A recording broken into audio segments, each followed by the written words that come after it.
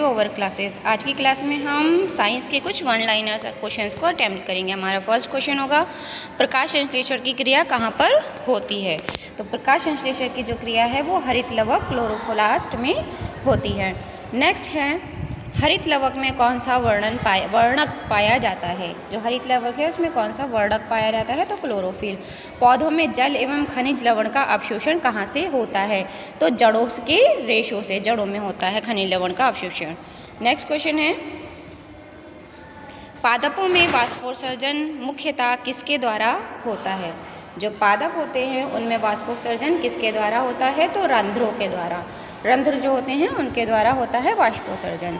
रंध्र मुख्यतः किस ऊतक में पाए जाते हैं? तो एपिडर्मिस ऊतक में पाए जाते हैं रंध्र।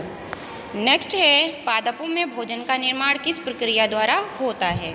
जो पादप हैं उनमें भोजन का निर्माण जो होता है वो प्रकाश संश्लेषण के द्वारा होता है, प्रकाश संश्लेषण की प्रक्रिया के द्वारा होता है। पादपों में भोजन का परिवहन किस ऊतक के द्वारा होता है? जो परिवहन होता है यानी कि एक जगह से दूसरी जगह पहुंचाने का कार्य, तो वो होता है फ्लोएम के द्वारा। जो पादप हैं उनमें भोजन का परिवहन फ्लोएम द्वारा किया जाता है। नेक्स्ट क्वेश्चन है, जल का परिवहन पादपों में किस ऊतक के द्वारा होता है? यानी कि यहाँ पर है जल, ऊपर था भोजन, तो जल का जो परिवहन है वो जाइलम के द्वारा। जल, जाइलम, भोजन, फाइलम, फूड, फाइलम। ठीक है, देखिए जो भोजन को क्या बोलते हैं? फूड। फूड जो होगा एफ से याद रखिएगा, फ्लोएम, और जो जल है यानी कि वो जाइलम। ठीक है। पादपों में सबसे कठोर ऊतक कौन सा है? जो पादप होते हैं उनमें सबसे कठोर ऊतक जो है वो है स्क्लेरेकाइमा। नेक्स्ट, पादप कोशिका भित्ति का मुख्य घटक क्या है? जो पादप कोशिका भित्ति है उसका मुख्य घटक है सेल्यूलोज। जो पादप कोशिका भित्ति है उसका मुख्य घटक है सेल्यूलोज।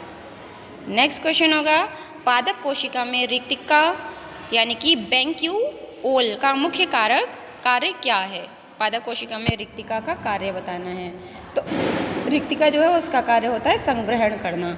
किस पौधे के शल्कों को भूमिका फेफड़ा कहा जाता है? यानी कि पौधे के जो शल्क होते हैं उन्हें भूमिका फेफड़ा किसे कहते हैं? जो काई हो जाती, जम जाती है ज़मीन में, उसे बोला जाता है कादी या मॉस।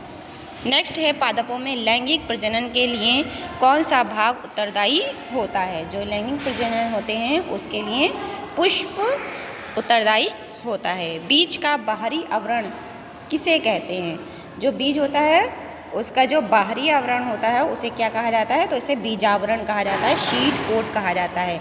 बीज का भ्रूण किस भाग से बनता है? तो युग्मज यानी कि जाइकोट से बनता है। बीज का भ्रूण युग्मज जाइगोट से बनता है। ये थे हमारे आज के कुछ वन लाइनर्स।